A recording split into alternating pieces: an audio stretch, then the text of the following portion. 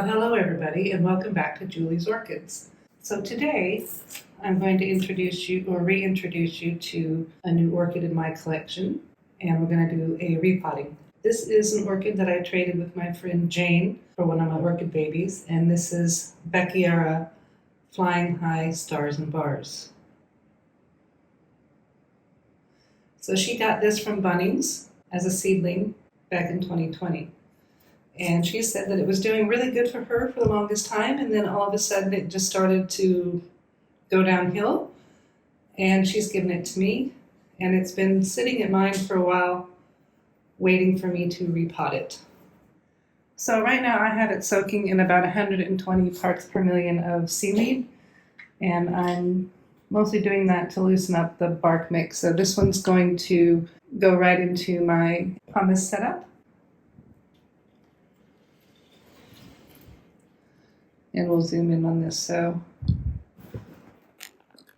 looking at this, it looks like it's got a pretty fine root system. Looks like there's some good roots in there, a little bit of a cleanup. And I'm going to use my smallest pumice because I do find that most of them seem to really like it, particularly the very fine rooted ones. And this looks like it's got very fine roots. I've got it completely desiccated and dead pseudobulb back here, and just some general cleanup to do. And we'll see if we can't make this plant a happy camper again for Jane. So as you can see, flower spike is starting to fade. Not all of the flowers have opened up correctly. I'm unsure if this is a lack of water issue or what's going on with it. I don't know if this plant had bloomed for Jane before. But this one never really opened up, and it's all pretty tight in there. It kind of feels pretty hard. This one never opened up, and it's already fading, and these ones here are fading.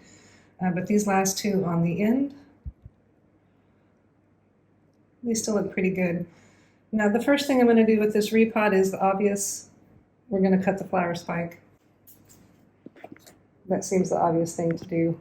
So I'm just going to come in here as close to the base of the plant as I can get and give it a cut off. Now, I'm not going to save these. I don't see any reason to put this in a vase. It's already fading, so this is going to go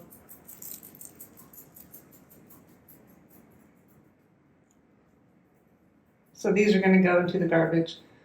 I really don't see any reason to hold on to this flower spike in this condition. Well, okay, so it's been about a half an hour. So I'm just going to pour this out, and then we'll get to the repotting.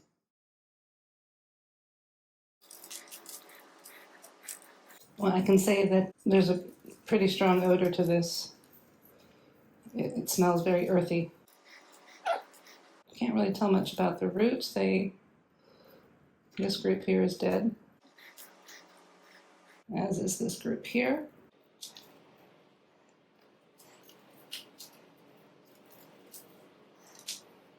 So I'm really just trying to gently finger apart the root systems from the barks. Again, this big chunk here looks quite dead.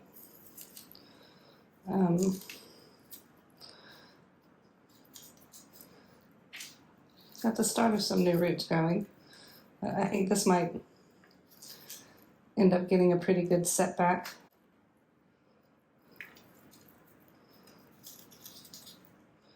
And there are still some good roots down here.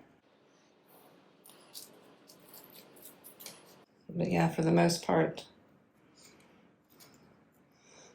So I'm just going to re-angle the camera. There you go, that's a little bit better. You guys can see a bit more what I'm doing here. So you got some chunks of dead roots. You've got a few good roots. All of these papery things I wanted to take off.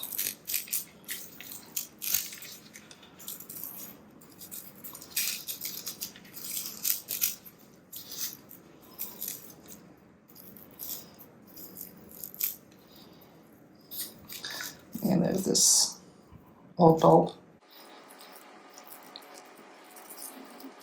I'm just trying to pull all these old sheaths and old leaf joins together. Oh, that looks like a dead eye.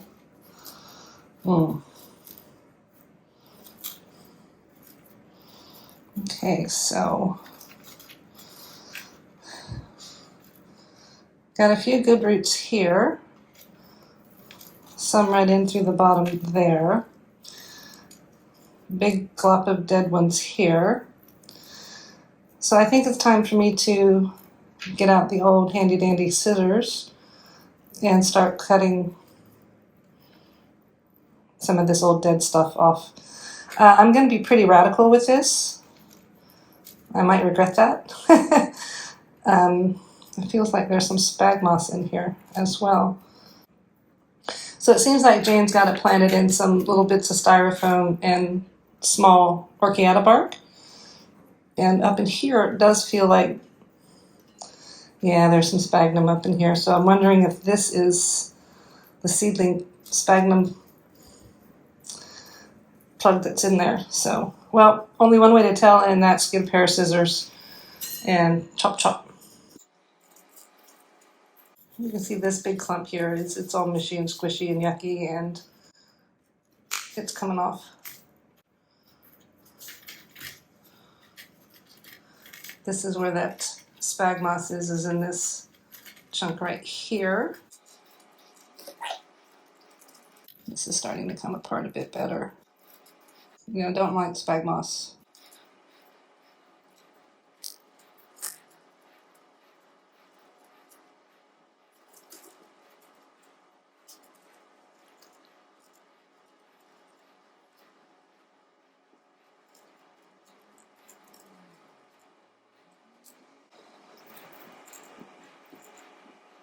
So some of these stringy bits that I'm pulling out are dead roots, and some of them are just really old and degraded spag moss. I'm really half tempted just to take everything at this stage over to the sink and just rinse. Because this, you can see these bits of spag moss are just degraded and fall into pieces, but getting tangled up in everything with their stringy bits. And some of this bark is just turned into soil in combination with this spag moss here. So, Jane, I think the only problem was it was maybe too wet with that spag moss still left up by the, the middle of the pot. Yeah, so before I do much more cutting, I'm going to see what I can actually physically rinse off. So I'm going to go over to the sink and I'll be back with you. So we've given it a good rinsing off at the sink, and you can see it turned out pretty good. The root system looks not too shabby. A few little dead pieces here or there, mostly towards the back. We've got a eye right there. So I'm just going to trim up. Look at this beautiful roots back here. I'm just going to trim up a bit of these little stringy ones.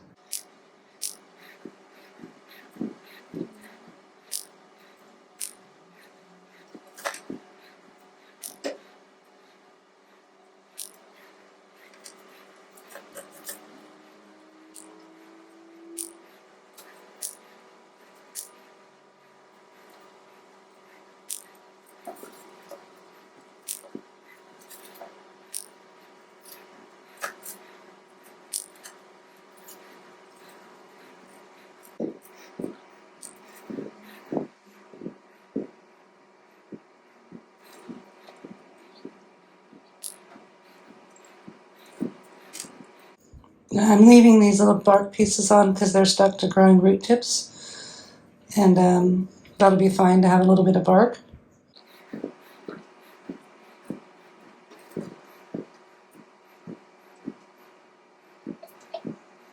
Well, I think I got this cleaned up pretty good.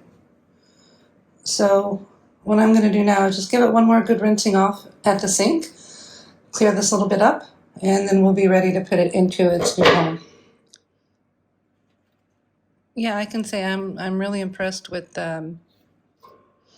this root system. That's a happy root system now. This is obviously the back of the plant, but we've got a new growth growing here. And these are the newer growths, so they should start doing something. So I'm going to stick this one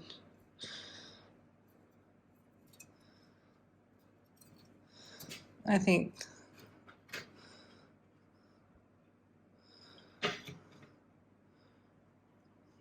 just in the middle of the pot.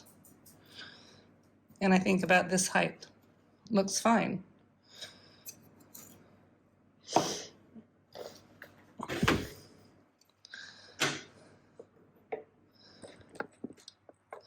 Now I'm keeping the drainage holes to the back, and I'm eventually going to put the name tag of the plant to the back. But I'm just going to sort of hold it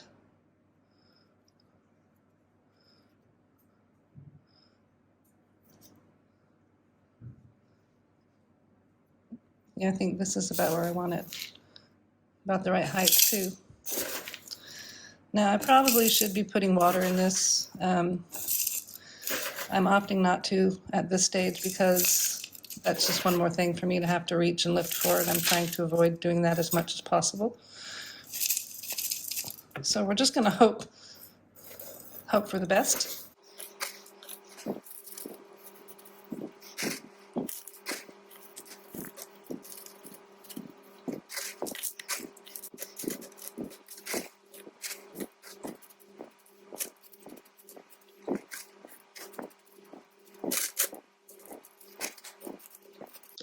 I want it sitting more up as opposed to angling, so I'm just shoving a little bit of this pumice directly underneath the empty space underneath that bulb.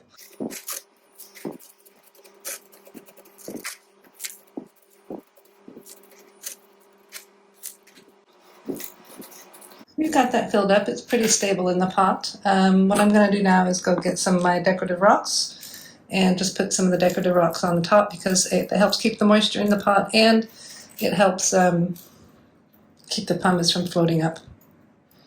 Be right back.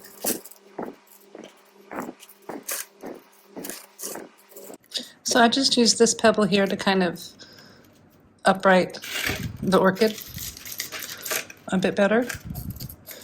Oh, that was...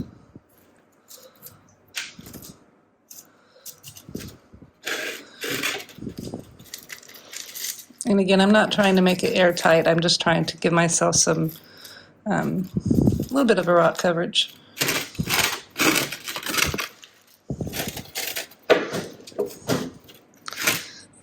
So there you have it. Bakerar Flying High Stars and Bars is in its new home. We can see some of the roots down here in the pot. I possibly could have filled that in a bit better, but the pumice will settle down as when we water it, and that'll fill in that. But it's nice to be able to see these, to monitor these. So what I'm going to do now is I'm going to basically give it a good drenching with the